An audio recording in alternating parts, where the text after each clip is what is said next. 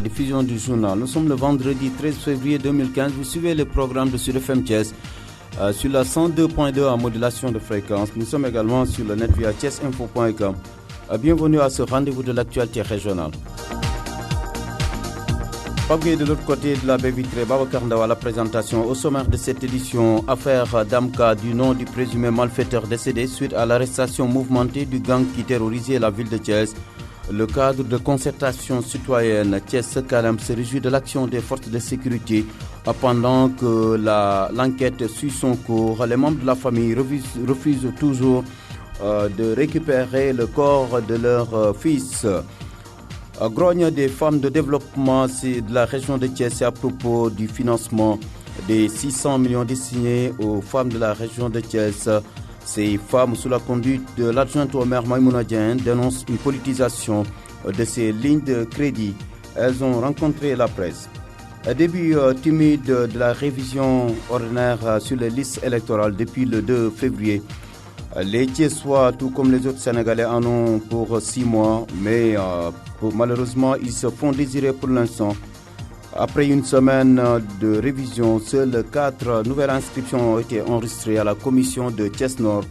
Notre stagiaire, Maguette Marem Ndiaye, a fait un tour. Prise en charge sanitaire, les autorités municipales de Thiès-Ouest misent sur l'installation des mutuelles de santé. La commission santé de la commune Thiès-Ouest a lancé hier l'idée d'une grande mutuelle. Les explications de sa présidente Fatoumata Bintabas dans cette édition. Mieux vulgariser le plan Sénégal émergent, tel est l'objectif du réseau des enseignants apéristes de Thiès qui organise demain un forum à la Chambre de commerce. Les explications dans cette édition. Après 5 ans passés à la tête de l'inspection régionale du travail et de la sécurité sociale de Thiès, l'inspecteur Mohamed Makhtar Loum a muté à Dakar où il occupe les fonctions d'inspecteur régional de la capitale sénégalaise. La famille du monde du travail lui a rendu honneur tout comme les 2 autres éminents inspecteurs à la retraite, Thierno Seydou Nourou Sall et Pape Seck. L'art se focus sur cette cérémonie d'hier. Mesdames et messieurs, voici pour le sommet le développement après ce qui suit. Babacar Ndaw. Affaire Damka du nom du présumé malfaiteur décédé suite à l'arrestation mouvementée du gang qui terrorisait la ville de Thiès. L'enquête est ouverte.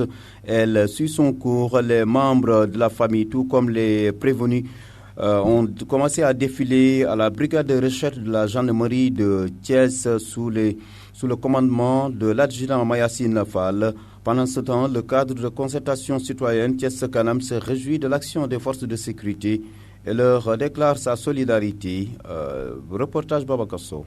Arrestation d'une partie de la bande de malfaiteurs armés qui troublait le sommeil des Thiessois par la police. Le cadre de concertation citoyenne, les 3C Thiès-Kanam, apprécie l'action qu'il juge d'une grande utilité pour la sécurité des Thiessois. Jules Versambe est le chargé des relations extérieures du 3C. Le cadre de concertation citoyenne Thiès-Kanam, un mouvement créé pour l'entrée de la ville de Thiès qui toujours demandait la protection des populations et dénonçait l'insécurité qu'il y a à Thiès. Soutient nos forces de sécurité pour la grande action d'envergure menée pour mettre hors d'état de nuit la bande de malfaiteurs qui troublait le sommet des Thiessois. Un cadre qui se dit solidaire aux forces de sécurité qui pourraient avoir des ennuis avec la justice et les associations des droits de l'homme suite aux accusations de la famille d'un des malfaiteurs décédés à la suite d'une arrestation mouvementée. Une famille qui les pointe du doigt d'être à l'origine du décès du présumé malfaiteur. Gilbert Samb. Pour le cas du malfaiteur Damka décédé, nous sommes au courant des tracasseries dont sont victimes des policiers qui n'ont agi que pour l'intérêt de la population. En tant que mouvement citoyen, nous demandons à la justice de notre pays de ne pas les accuser de meurtre, comme le demande la famille. Et nous réaffirmons notre solidarité à cette bande de policiers et nous demandons aux associations des droits de l'homme de savoir raison garder. Un décès qui suscite encore beaucoup de commentaires à Thiès où la famille du défunt refuse toujours de prendre le corps à la morgue de l'hôpital El Hadji Amadou Sakhir Ndiéguène de Thiès et pour cause, elle exige une contre-autopsie de la dépouille décédée selon la première autopsie de problèmes cardiaques.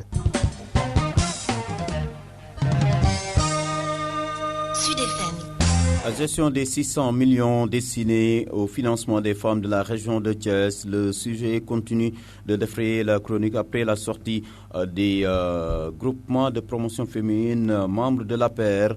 et d'autres proches du mouvement Les Amis de Mimi Touré à Thiès. C'était autour des femmes de développement réunies autour du Conseil consultatif pour le développement des femmes de Thiès sous la conduite de sa présidente, Madame le maire Maïmouna Dieng.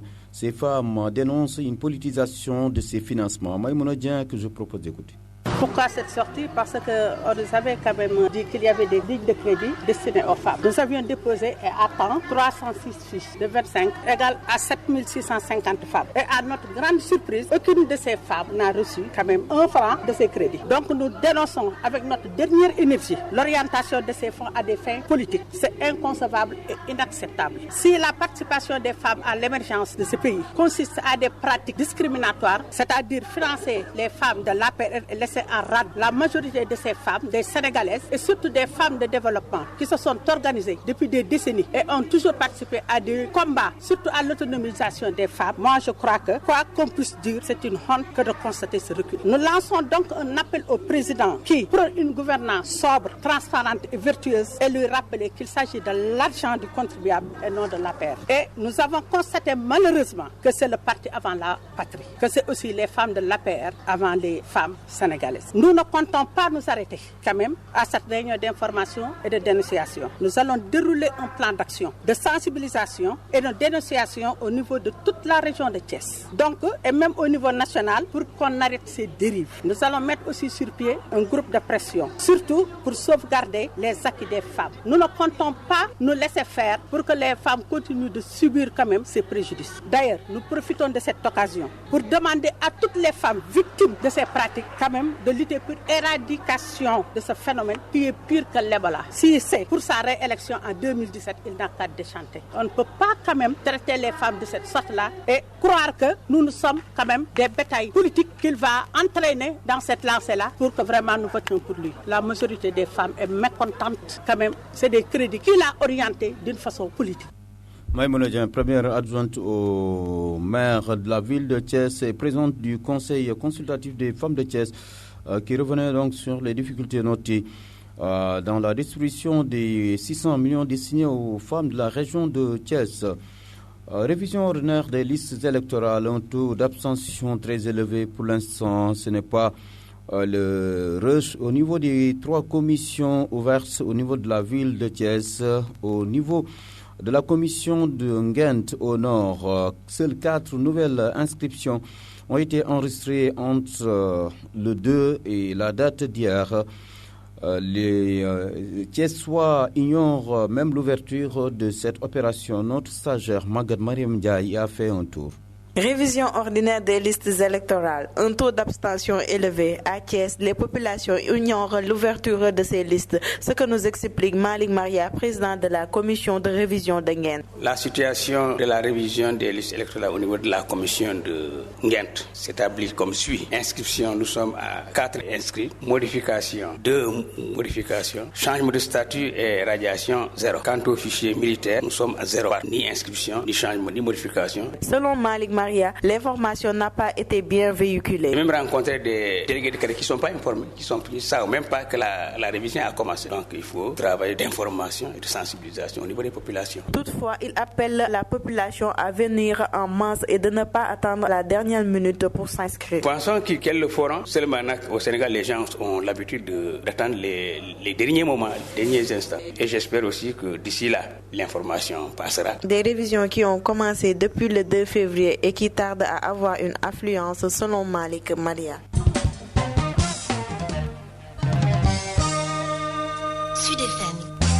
Vulgarisation du plan Sénégal émergent, les femmes et les enseignantes et enseignants apéristes de Thiès saluent l'initiative et entendent s'impliquer. D'ailleurs, ils organisent, ces enseignants apéristes, demain un forum sur la question en présence du ministre conseiller Youssou Touré sur l'initiative et les objectifs de ce forum. Suivant les explications de Madame Matibey, responsable de la commission féminine du réseau des enseignants apéristes de Thiès, et répond à Maguette Ndiaye.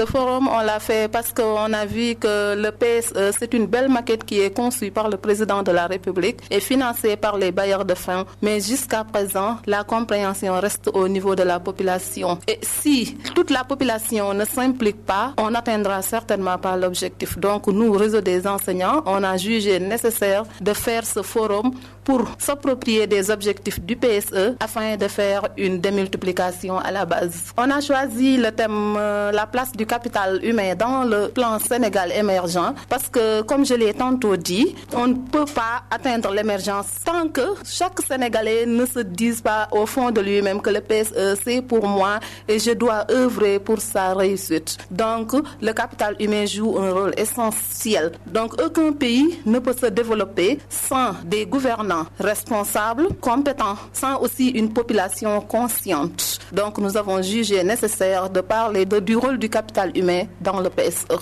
Prise en charge sanitaire, les autorités municipales de Thiès-Ouest misent sur les mutuelles de santé pour faciliter l'accès à la santé des populations.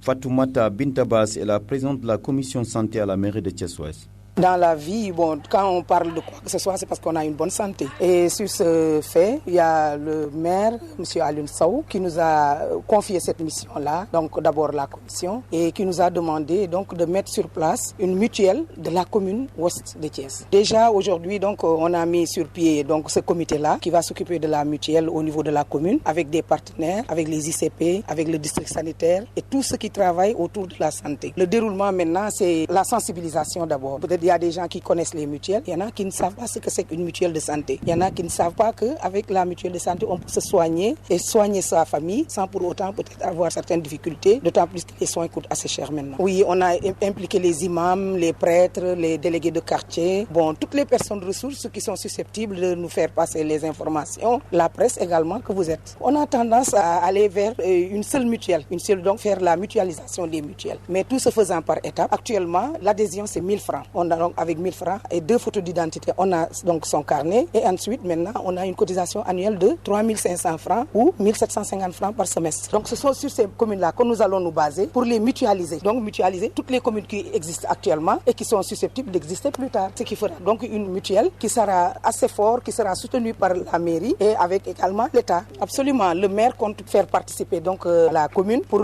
aider la population qui est démunie et les populations qui n'ont pas la possibilité peut-être d'acheter les carnets parce que vous savez que parfois le maire est tout le temps sollicité des accouchements, pour des fractures, pour de petits bobos et là moi je crois que maintenant si nous parvenons à pouvoir sensibiliser et aider peut-être ces démunis-là parce que dans la commission que je gère, on a intégré donc la commission sociale qui est donc sur le terrain susceptible de connaître quels sont les indigents. Donc tous les indigents seront pris en compte pratiquement et ensuite maintenant il y aura l'appui du maire lui-même au niveau de la mutuelle et d'autres partenaires qu'on va essayer de contacter pour nous viennent en aide pour mettre sur pied et avoir vraiment une commune qui aura une mutuelle assez forte.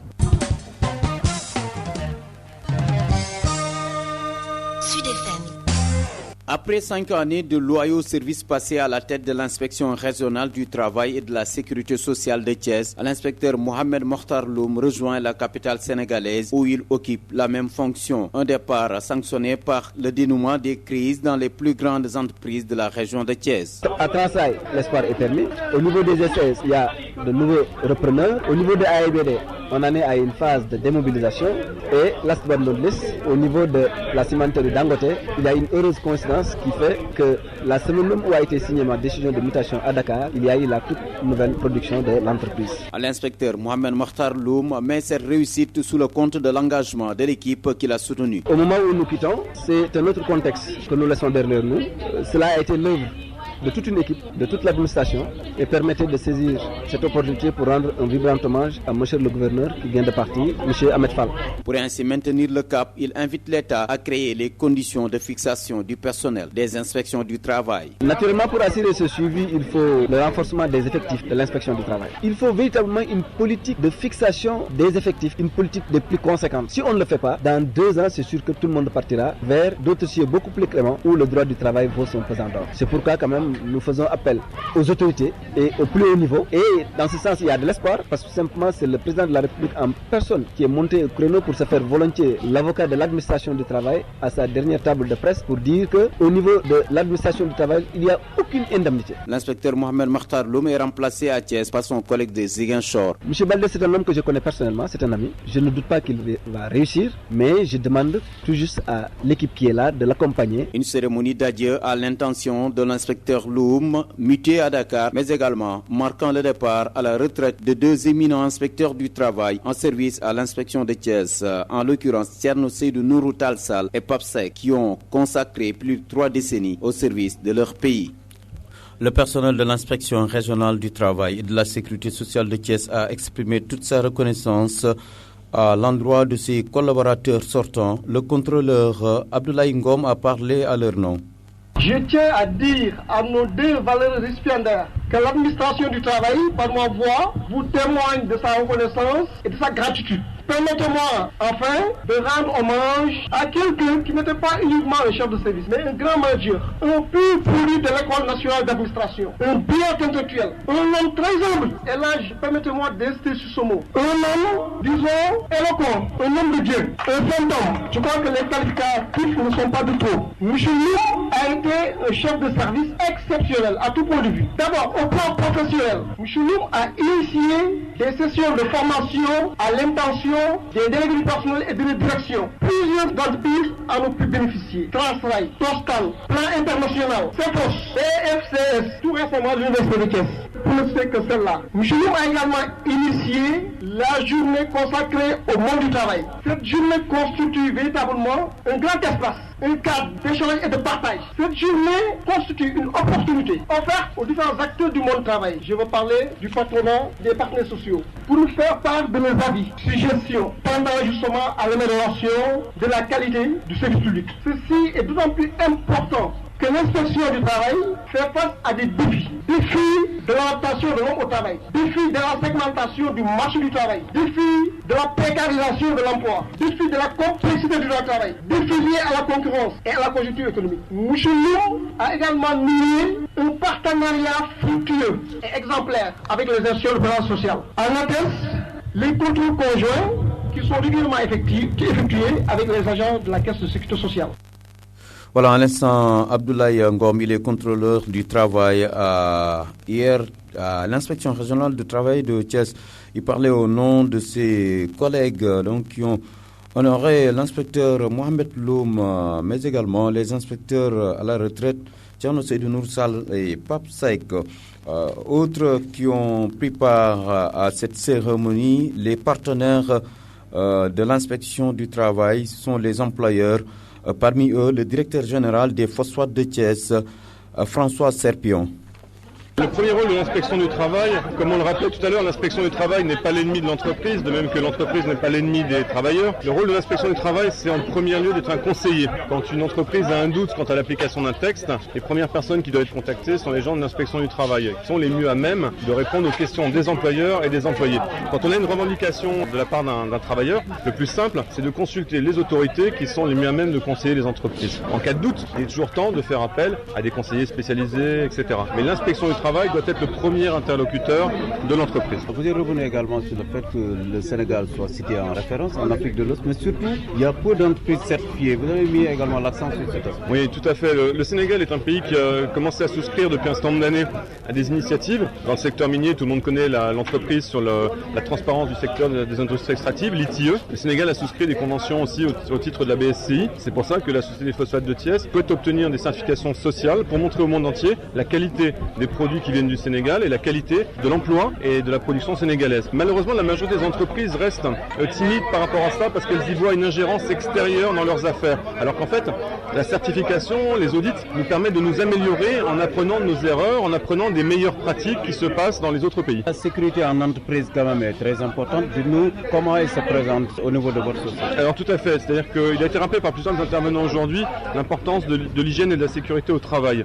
Dans le cadre de la certification BSCI qu'a lancé la SSPT, l'initiative du groupe Tolsa. Le premier volet est la santé et la sécurité au travail. L'obligation pour les gens de porter les équipements de protection individuelle, la constitution du comité hygiène et sécurité. Il est très important que les gens se responsabilisent. La plupart des personnes ont une vision un peu fataliste de l'accident du travail en disant ça ne pouvait pas être évité. Il est très important de rappeler aux gens qu'un homme, un être humain, c'est 9 mois simplement dans le ventre de sa mère et on le tue en quelques instants par négligence ou par le non-respect des consignes de sécurité. Donc il est très important de valoriser l'homme et la responsabilité de l'homme dans tout le processus de production. L'hygiène et la sécurité sont un pilier fondateur des entreprises. Ce n'est pas une perte de temps, c'est pas une perte d'argent, c'est un investissement dans le bien-être des travailleurs et de la société. Qu'est-ce que vous retenez de l'homme qui part à l'inspecteur de... Ce que j'en retiens, c'est que justement, il y a une unanimité qui se fait à l'égard d'un haut cadre, ce qui prouve aussi pour moi que Thiès est vraiment le foyer industriel, d'abord le poumon industriel du Sénégal, premièrement. Deuxièmement, que les cadres qui viennent de Thiès sont des gens qui sont très reconnus au niveau national. Il était cité récemment par l'inspecteur régional, justement, le cadre du gouverneur qui a rejoint Dakar. Voilà 2 cadres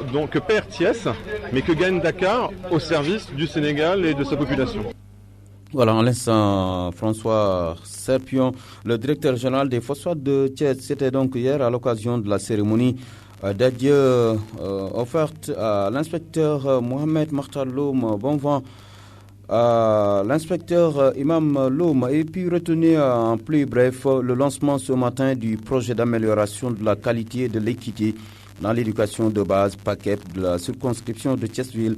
La cérémonie se tient présentement au conseil départemental de Thiès. Nous y reviendrons. Babacar Ndaw. Mesdames et messieurs, c'était tout pour ce dernier journal en français, journal local de la semaine. Merci de l'avoir suivi. Je vous fais l'économie du rappel des titres. Merci à Pape Gueye et à ses 2 stagiaires. Babacar Ndaw vous a présenté cette édition.